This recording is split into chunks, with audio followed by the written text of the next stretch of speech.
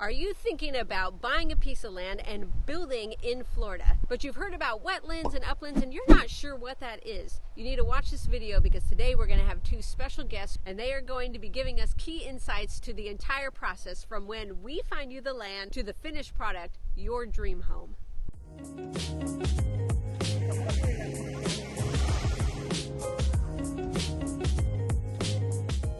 Today we are joined by Asher and Skylar from Tropical Enviromental Consultants, and luckily they're the experts, so they're going to do most of the talking. So the most commonly asked question is, what is a wetland? So we're standing actually at the edge of a cypress dome, which is a really good example of one.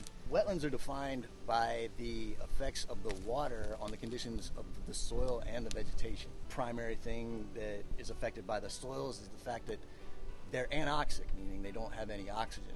It puts a lot of stress on the vegetation and modifies how the soil develops. And so when we're looking for wetlands, we are trying to identify evidence of hydrology, and we're also trying to identify the wetland soils features within an area that's dominated by wetland plants. And this cypress dome is a good example. Bald cypress is obligated to be in the wetland environment, but it does grow in uplands as well. So sometimes you might be perusing on Realtor or Zillow and you'll be looking at some land lots, and you'll also see in the description information about uplands. So we are in an area that contains those. So the next question that we'd like to ask is, what is uplands? All right, so here we have a classic pine flatwoods upland. The difference between uplands and wetlands is that the land compared to the water table in uplands is a lot lower. So the water table is low compared to the wetland, where you can see the inundation of the wetland. Also, the species that are here are different than the wetland species. They're adapted for a life that's not inundated by water. The soil here is a lot drier than it is in the wetland. The indicators that would be in the wetland are not here in the uplands. That's an indication that it doesn't flood. So what does this mean, Skylar, for people who are looking for land and its uplands as far as building their home? So when you have an upland piece of property, it will not require mitigation as a wetland property would. Wetlands are protected, so that will require permitting through the state. Uplands are not regulated unless there is a listed species on it, like a gopher tortoise. So one of the reasons that it's important to understand about why wetlands are regulated is that they act as natural stormwater reservoirs. And that's particularly obvious during hurricanes. When we have a 15-inch rainfall, you'll see that they all fill up.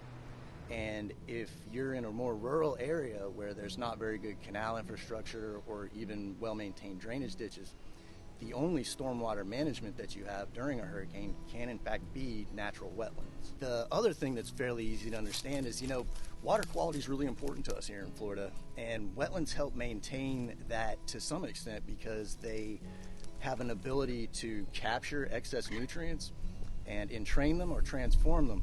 And that's important because when we go to the beaches and there are harmful algal blooms that are associated with nutrient runoff, that actually hurts one of the most important resources that we have economically in Florida, which is our beaches and our water quality. So Asher, if we have a buyer who is looking at properties and they just love this property, but it's wetlands, and they're going to have to come in and fill it, what happens to the wetlands that we lose after filling it in order to build a house? The first thing you should know is that that's actually reasonably commonplace for a lot of areas in Florida. And so the implications are that there's going to be a permitting process and a mitigation payment associated with a credit purchase, which is paying for a section of a conservation easement in a wetland that's usually pretty far from the actual site. One of the things that mitigation seeks to do is to maintain no net loss in a given region of overall wetland area. Right. So Skylar, we have lots of buyers. They want to get land. We have people right now, and we're having a little bit of a harder time finding uplands for sale. So if these clients find a property that is wetlands, what is the permitting process that they're going to be looking at? So uplands are not regulated by the state, so they would seem to be harder to find because they're uplands and no mitigation would be required for them. When you have a piece of property and there are wetlands on it, they are regulated by the state. They will require mitigation. So when you have a piece of property, we'll go out to the property, we'll score the wetland in 3 categories at a 10 each. Location and landscape, community structure, and water environment. So there's a net score of 30. Once you determine on your site plan how much you want to impact, we'll come up with a delta score, which will be the credits you want to buy. That credit amount will relate to a fee amount. So the more you impact on your property, the more it's going to cost in mitigation. And the higher quality of the wetlands, the higher the mitigation cost will be. So the more you impact, the more it's going to cost. The less you impact, and the lower quality, the less it's going to be. So even if somebody is looking at 3 acres, but they only need to build on a, what did you say, a third or a fourth, that's all they're going to impact. Correct. The state of Florida relatively wants you to impact a third of an acre or less of a wetland property. If you have uplands on the property and wetlands and you don't impact the wetlands, it won't require mitigation. So only impacts the wetlands will require mitigation. So for example, if you're buying like a 3-acre property, don't think you need to pay for and mitigate that whole amount of land. You only need to mitigate the area that you're impacting, which is what you're building on. So how do we know whether there's wetlands on the property? We recommend that you always call a private environmental consultant. The private environmental consultant, like Tropical Environmental, we have experience and delineation techniques that we can use on site to determine whether there are wetlands or not. Using the 62340 book and the Florida statutes, we use that to look at the different things like water environment, hydrologic indicators, the soil, and different vegetation on the property. We'll come out there, we'll determine whether the property is wetlands or uplands, and if there's a combination of both, we'll do a delineation. That is called the informal wetland determination, and that will allow you to, as a property owner, know how much wetlands are on the property, where they are, and what kind of mitigation will be required, because we'll do a UMAM score, which is Uniform Mitigation Assessment Method, and that will score the wetland, and then you'll know the quality of wetlands, so how much you can impact and things like that.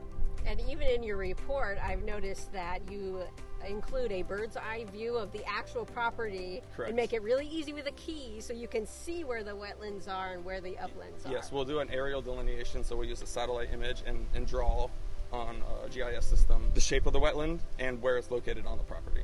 And this is really helpful for us because then if we already have a builder in mind, we can send it to them and then they can look over it and see, is this possible for what you may be wanting to do? And that way you can create a site plan with our delineation to either avoid wetlands, which will be exempt, or if you have to impact wetlands, then you'll get into the permitting process with mitigation. Once you find out wetlands are on the property, Tropical Environmental or private environmental consulting firm can help you through the permitting process and facilitate obtaining a permit for the impacts to wetlands on the property. So with all these consultants and the builders, and between Tamara and I, we can hold your hand through the whole process, so there is no need to worry. So if you're wondering how much time the permitting process takes, county processes and state exemption processes for uplands will take 2 to 3 months, but if you have to impact wetlands and get mitigation with a permit, the state process can take a year minimum, most like 1.5 years, even up to 3 years. One of the main things that you would like to have at the beginning of the permitting process is the site plan, so we don't have to go back and forth with the state determining whether or not that site plan will work, because the more you go back and forth, the longer it's going to take. So if you're from up north and you're thinking about building in Southwest Florida, you might want to start the process right now. So if you're interested in buying property in Southwest Florida and you want to know if there are wetlands on it, Tropical Environmental Consultants is the company that we work for, and we'd be happy to take care of that for you. We're also going to offer a 10% discount. So when you authorize for us to do the wetlands delineation, use the promo code WILLOW2024 for 10% off our wetlands delineation. So to sum it all up, if you can avoid building on wetlands, that is an easier process. However, if it is unavoidable, give us a call and we will all help you through that process. Thank you for your time, guys. We really appreciate you. You're awesome. It's our pleasure. And Thank you. It's our pleasure. We'll be in contact. Yes, we will. Thank you. So don't forget to like, comment, and subscribe to Living in Southwest Florida.